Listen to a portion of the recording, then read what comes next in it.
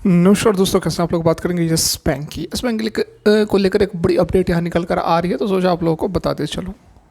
बड़ी खबर है, अच्छी खबर है, पॉजिटिव न्यूज़ है। एआरसी को लेकर, एनपीए को लेकर सारा कुछ समझेंगे जानेंगे। से वीडियो में रिक्वेस्ट रहेगी, वीडियो अच्छी लगे, क्वालिटी कंटेंट यदि आपको चाहिए तो चैनल को जरूर से जरूर सब्सक्राइब कर ले, और वीडियो अच्छी लगे तो लाइक करें। चलिए आगे बढ़ते हैं। तो यहाँ आज के कारोबार की यदि हम बात करें, तो जैसे कि मैंने आपको पहले भी बताया था कि एक ब्रेकआउट की आवश्यकता है, जो कि अभी भी हमें यहाँ पर देखने को नहीं मिल रही है। लगभग 15 से 20 ट्रेडिंग सेशंस हो चुके हैं और इसी रेंज में स्टॉक फंसता हुआ नज़र आ रहा है।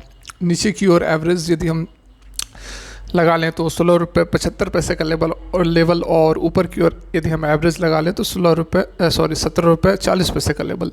इन लेवल्स को जब तक यह स्टॉक नहीं तोड़ता है तब तक यह इसमें फंसे रहने की जो संभावनाएं हैं काफ़ी नज़र आ रही है। अभी भी कोई हमें प्राइस सेक्शन से नज़र नहीं आ रहा है कि जो है ब्रेकआउट हो सकता है, क्योंकि कोई भी हायर हाइज या लोअर लोस का हायर हाई और हायर लो का कोई पैटर्न हमें नज़र नहीं आ रहा है। नहीं उस तरह का कोई कैंडल बन रहा है जो कि सिग्नल करे कि ब्रेकआउट हो सकता है। बिल्कुल ये छोटी छोटी बॉडी वाली कैंडल बन रही है, ना ही बहुत पॉजिटिव है, ना ही ग्रीन है, ना ही रेड है।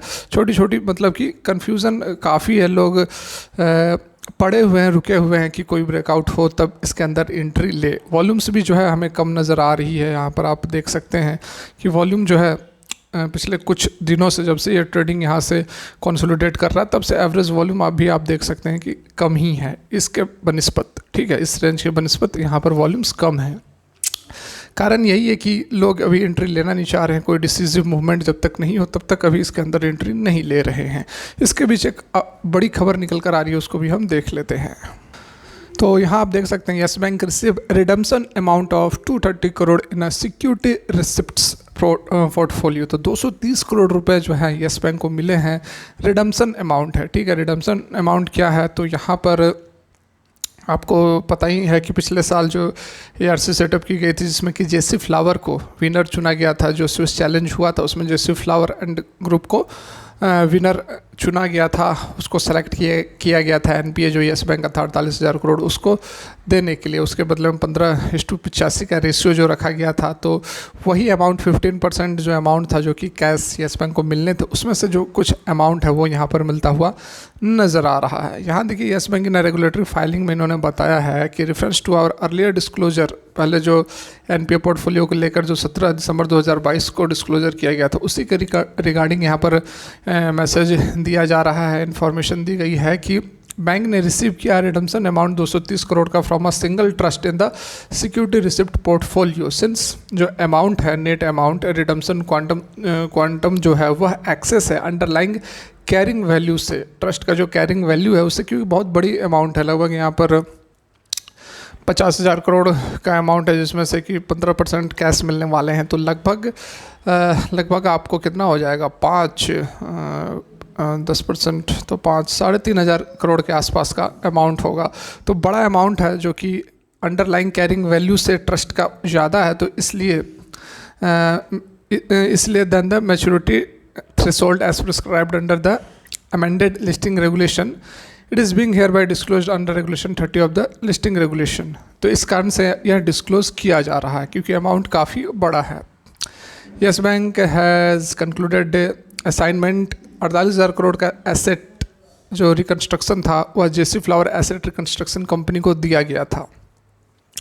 स्विस चैलेंज प्रोसेस हुआ था, उसके थ्रू यहाँ पर यह विनर चुना गया था। काफ़ी यहाँ पर विवाद भी हुआ जेसी फ्लावर को लेकर। उससे एक और भी सेरेब्रस था, वो ज़्यादा पैसे दे रहा था, ज़्यादा जो सिक्योरिटी रिसिप्ट था वो ज़्यादा दे रहा था, लेकिन उसके बनिस्बत यहाँ पर जेसी फ्लावर को चुना गया। तो काफ़ी विवाद रहा था। सुब्रमण्यम स्वामी ने ये सवाल पार्लियामेंट में भी उठाया था, तो लेकर उस समय काफ़ी चल रहे थे, लेकिन फिर अब ये धीरे धीरे शांत होता हुआ पूरा मामला शांत ही हो चुका है। ठीक है। The bank has now concluded assignment of identified stressed loan portfolio of the bank. 48,000 crore का जो है एसेट्स मतलब जो एनपीए में कन्वर्ट हो गया, उसको आइडेंटिफाई किया गया है। और 15:85 मतलब 15% आपको कैश मिल जाएगा, और 85% होते रहेगा जैसे जैसे। तो वो दिया जाएगा, जैसे जैसे रिकवर होगा वैसे वैसे मिलता जाएगा। तो ये जो है एक अपडेट यहाँ पर निकल कर आ रही है। डेफिनेटली बहुत अच्छी खबर है, क्योंकि पैसे तो कुछ मिल रहे हैं। जो रिटर्मसन 15% था उसमें से जो कुछ पैसे आने शुरू हो गए हैं, 15% भी आए तो ठीक है यार, कुछ नहीं से तो कुछ तो सही।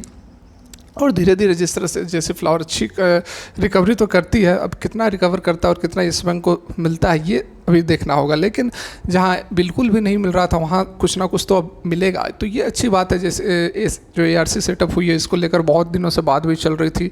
येस बैंक ने बहुत बार प्रयास किया था, ARC बहुत बार नहीं, मतलब 1-2 दफ़ा तो किया ही था, लेकिन एक बार रेगुलेटरी हर्डल्स के कारण RBI के द्वारा अप्रूवल नहीं मिला था, तो फिर वो पोस्टपोन्ड हो गया था। उसके बाद फिर से दोबारा प्रयास किया गया, तो अब जाकर यहाँ पर सेटअप हो चुका है। और ये एक बहुत यहाँ पर अच्छी बात रही है, एक बड़ी सफलता है येस बैंक के लिए, क्योंकि इसका जो NPA वगैरह था सारा का सारा अब यहाँ पर जो बैलेंस शीट होता है, जो बुक्स होते हैं उससे हट गए हैं, और NPA वगैरह जो है वह 11-12-13% के आसपास रहा करता था, जो आज के डेट में 1-1.5-2% के आसपास बन रहा है।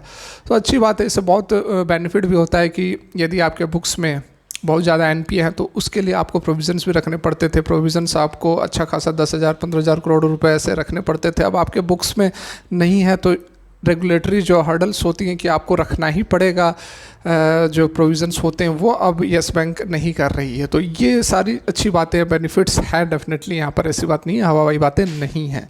अच्छा इम्पैक्ट पड़ेगा आने वाले समय में। और स्टॉक की प्राइस की बात करें कब मूवमेंट होगी, तो भाई वेट करना पड़ेगा। जैसा मैं अभी आपको बताया कि मूवमेंट कोई प्राइस सेक्शन से या कुछ हमें फर्दर बड़ी मूवमेंट नहीं नज़र आ रही है, तो जब तक ब्रेकआउट नहीं होता है तब तक येस बैंक को आपको या तो एंट्री नहीं लिए हैं तो दूर रहें, या फिर एंट्री लिए हैं तो होल्ड ही करना है। तो फिलहाल ये वीडियो यहीं तक अच्छी लगी हो तो लाइक ज़रूर करें। Thanks for watching, have a good day.